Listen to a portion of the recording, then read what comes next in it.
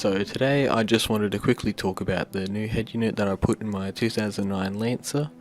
Me and Michael, we tried to install it ourselves in his garage, but long story short, I kind of forgot to buy the harness, so we had to actually take it down to Jason at AAV in Tweed Heads to get it installed.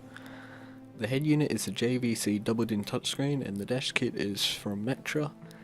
Both these items came out of America, which means I am using a left-hand drive dash kit on a right-hand drive car, which, as you can see, it looks like it's not seated properly, but this is only really cosmetic. The actual fitment is fine, so nothing's loose and everything's secure, it's all clipped in right. The head unit itself has actually improved the sound quite a bit over the stock sound system, but even on a flat EQ. And if you take the time to fiddle with the EQ settings and muddle around with it, the sound is actually quite impressive for factory speakers.